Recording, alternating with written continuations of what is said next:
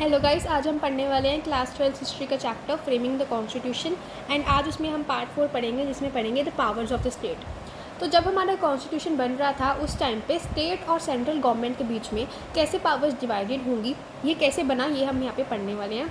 उसके बाद स्टेट के पास कैसी पावर्स हैं, सेंट्रल गवर्नमेंट के पास कैसी पावर्स हैं, ये भी पढ़ेंगे।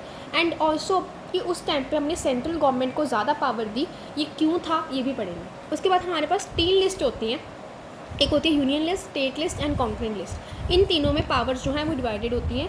यूनियन लिस्ट को हम सेंट्रल गवर्नमेंट में जो सब्जेक्ट्स होते हैं उसमें इंक्लूड करते हैं, मतलब इस लिस्ट में सिर्फ यूनियन गवर्नमेंट जो है वो फैसले ले सकती है, जैसे सब्जेक्ट्स हैं डिफेंस, फॉरेन अफेयर्स, ठीक है। उसके बाद है स्टेट लिस्ट, जिसमें पावर सारी स्टेट के पास होती है, जैसे कि एग्रीकल्चर या पुलिस। उसके बाद आता है कॉन्करेंट लिस्ट, जिसमें शेयर्ड होती हैं, जैसे एजुकेशन, मैरिज एंड एडॉप्शन, जिसमें यूनियन और स्टेट दोनों फैसले ले सकते हैं। लेकिन अगर कोई कन्फ्लिक्ट हो जाता है तब यूनियन गवर्नमेंट का जो फैसला होगा तब वो प्रिवेल होगा in the case of concurrent list. And इसके अलावा ये 3 लिस्ट के अलावा एक और भी होती है, जिसमें हम रेजिड्यूरी सब्जेक्ट्स, बचे हुए टॉपिक्स को इंक्लूड करते हैं, ठीक है। तो यूनियन गवर्नमेंट के पास उस टाइम पे कंट्रोल था on the minerals and the key industries.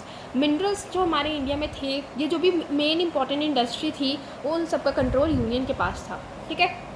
And उनके पास एक और भी था, एक था आर्टिकल 356, जिससे उनके पास ये पावर आ जाती थी to take over the state administration. तो इस आर्टिकल के साथ प्रेसिडेंट रूल लग जाता था किसी भी स्टेट में, एंड उस स्टेट की जो गवर्नमेंट की पावर है वो यूनियन गवर्नमेंट के पास चली जाती थी। ये था आर्टिकल 356, ठीक है। उसके बाद आता है फिस्कल फेडरलिज्म। फिस्कल मतलब related to money, and federalism मतलब डिवाइडेशन ऑफ पावर। तो पैसे के साथ भी डिवाइडेशन हुई पावर की। पहले तो सेंटर को हम जो टैक्सेस देते हैं वो है custom duty, company taxes. And जो शेयर मतलब जो स्टेट और सेंट्रल दोनों के पास जाते हैं वो है income tax and excise duty. And वो टैक्सेस जो सिर्फ स्टेट को मिलते हैं वो है एस्टेट ड्यूटीज़, ठीक है। इसके अलावा स्टेट कुछ टैक्सेस खुद लगाती है एंड खुद ही कलेक्ट करती है, वो होते हैं land and property taxes, state taxes and taxes on liquor, ठीक है। बियर के ऊपर टैक्सेस होते हैं, सेल्स के ऊपर, and land and property taxes, ठीक है। इसके बाद आते हैं हमारे पास के संथनाम मद्रास से, एंड इन्होंने बोला कि हमें स्टेट्स को पावर देनी है, defended the powers of the state. तो संथानम चाहते थे कि सेंट्रल गवर्नमेंट के पास पावर कम हो एंड ज़्यादा से ज़्यादा पावर स्टेट्स के पास हो। उन्होंने बोला कि सेंटर ओवरबर्डन हो जाएगी विद रिस्पॉन्सिबिलिटीज़, अगर उनको ही सब कुछ करना है तो उनके पास बहुत ज़्यादा रिस्पॉन्सिबिलिटीज़ आ जाएंगी, जिससे कि वो ओवरबर्डन हो जाएंगी एंड कांट फंक्शन इफेक्टिवली, जिससे वो अच्छे से फंक्शन नहीं कर पाएंगी। उन्होंने बोला कि हमें ट्रांसफ़र करनी है ऑफ पावर, एंड जिससे सेंटर इनफैक्ट स्ट्रॉन्ग हो जाएगा, जिससे अगर हम पावर को हम डिवाइड करेंगे उनसे सेंटर को फ़ायदा ही है, वो ज़्यादा स्ट्रॉन्ग हो जाएगा। उसके बाद उन्होंने बोला कि जो फिस्कल प्रोविजंस हैं उनसे इम्पोवराइज हो रही है स्टेट, कि जो हम टैक्सेस सेंटर को दे रहे हैं उससे स्टेट का कोई भला नहीं हो रहा, स्टेट के पास कोई फंड्स ही नहीं है जिससे कि वो डेवलपमेंट कर पाएँ।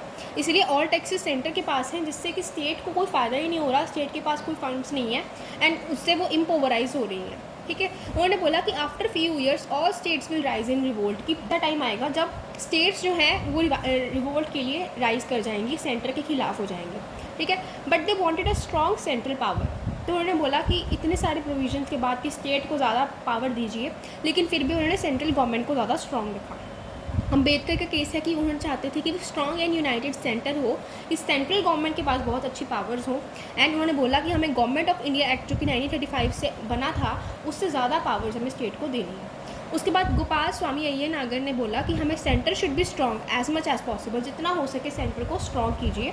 एंड बालकृष्ण शर्मा ने बोला कि हमें स्ट्रॉन्ग सेंटर बनाना है जो कि प्लान कर पाए वेलबींग ऑफ द कंट्री, जिससे कंट्री की वेलबींग प्लान हो सके, इकोनॉमिक रिसोर्सेज मोबिलाइज हो सके, एंड प्रॉपर एडमिनिस्ट्रेशन हो सके, एंड डिफेंस भी हमारा बना रहे। तो इससे हमें पता लगता है कि इस कॉन्स्टिट्यूशन में it showed a distinct bias towards the union government of India, कि कॉन्स्टिट्यूशन में ये देखने को मिलता है कि कहीं ना कहीं सेंट्रल गवर्नमेंट को बहुत स्ट्रॉन्ग रखा गया है, ठीक है। And over the constituent states, मतलब स्टेट्स के कंपैरिजन में सेंट्रल गवर्नमेंट के पास ज़्यादा पावर है, तो ये हमें देखने को मिलता है कॉन्स्टिट्यूशन में, ठीक है। सो इससे हमारा ये पार्ट कंप्लीट होगा। If you find this video helpful please like and subscribe. Thank you.